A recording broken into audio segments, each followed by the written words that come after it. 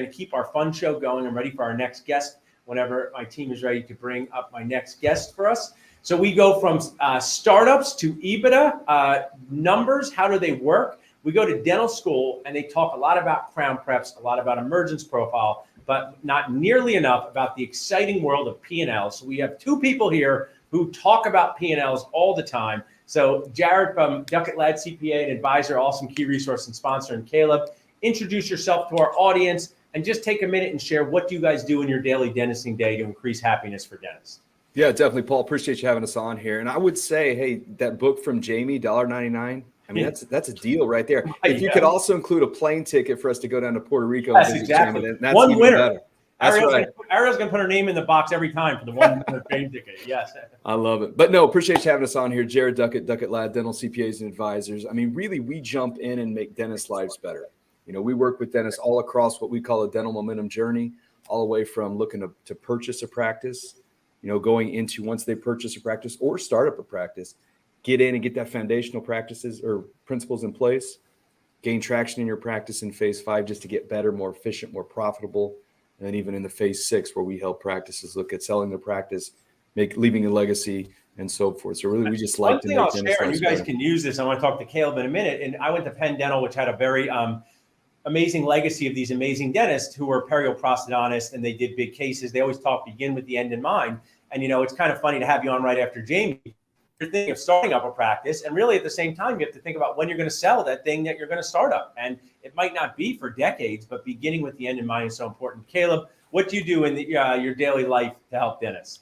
Yeah, for sure. Well, first of all, thank you for having us on. My name is Caleb Gussner. I'm a dental development consultant here at Duckett Lad. So kind of the redheaded stepchild of the firm. I'm not a CPA. I actually work with young dentists, aspiring practice owners, and kind of guide them understanding the mentality of owning a practice, what that looks like, you know, vision, understanding what it means to be an entrepreneur. And then I also work heavily in the acquisition services that we have. So basically day one of D1 up until they purchase their dental practice, I'm there to serve you. That's awesome. I mean, Jared and I were down to DEO and I gave a presentation on hiring associates, and I used an example of the New Jersey State Police running practice boot camps and showing people this is what it's supposed to feel like. And I think, unfortunately, dental school gives a totally lopsided understanding of what it's like to be a practice owner, sometimes way too optimistic, sometimes way too pessimistic, but much like the Goldilocks of this world, not right in the middle where they do that. So that's so great.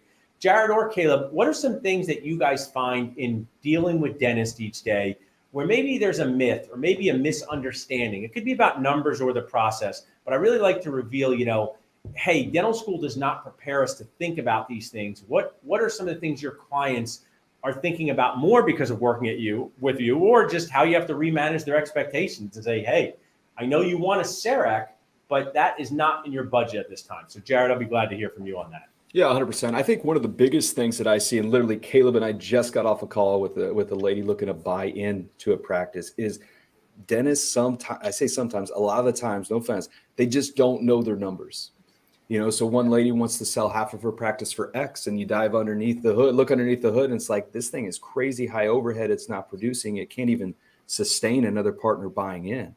And they're like, They haven't looked at their numbers in forever. So you got to know your numbers. Peter Drucker, what gets measured gets managed. Yeah. You can't measure something if you're not managing it. So you got to know your numbers inside. That's so important. I mean, look at us as human beings. We can't even manage eating food. We need MyFitnessPal to help us with our calories, you know. And, you know, when you have that second old fashioned, here's what you do. You just don't put it in. You just lie to MyFitnessPal. It never knows.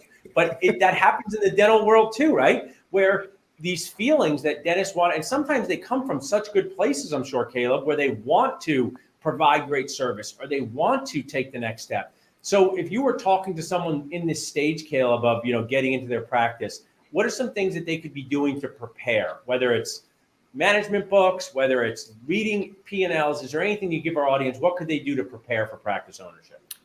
Yeah, I think one of the big things is reading goes a long way. Listening, really filling that education base and content base that you're consuming. I mean, that's everything. You know, inputs equal output, right? So the podcast you listen to, what you're spending time in your off time outside the clinic or outside of studying, you know, that goes a heck of a long way. And then also one other thing, is networking with people. You're not in this alone. Find a group, find 2 or 3 folks in your dental program that you're like, hey, what are our goals once we get out of here? I want to push you to be a better person. I want you to push me to be a better person. What you said there was so. You guys should maybe make a podcast on numbers and networking, or what I call nacho working. Because if I went to a party and I needed a babysitter, and some random person said, "Oh, I know a babysitter," I would say, "I know it's COVID, but could I hug you for an uncomfortably long time?" Right? Because they changed my life by just saying, "Oh, hey, I know this person." And that happens in dentistry. You're at a networking event. You say, "I work for this DSO. Not that it's bad, but I want to buy a practice." Say, "My best friend from dental school lives in Maryland. I'm looking to sell his practice." So, love what you guys are doing. Can you guys share with us as we wrap up? I know people can text CPA to 215-543-6454. But Jared, how could people reach out to you online, and what can they expect in that first JFO, just find out, or just do the demo call? Yeah, best thing to get with us is just go to duckettlive.com. 2 T's, 2 D's, click on the work together spot. You'll jump on here, team will have a conversation and really just figure out where you're at in the journey. Maybe you're day 1 of D1. Maybe you're looking to buy a practice. Maybe you're looking to start up a practice. We're going to refer you to Ideal Practices. Right. But basically see where you're at in the journey and then dive in, see where your pain points are, and see how our team can help. Love that. Well, I really appreciate you guys doing what you do. We need more of this responsible information out there. Thanks so much for joining me and being an awesome sponsor. Awesome. Thanks, Paul. Thanks, sir. See you guys.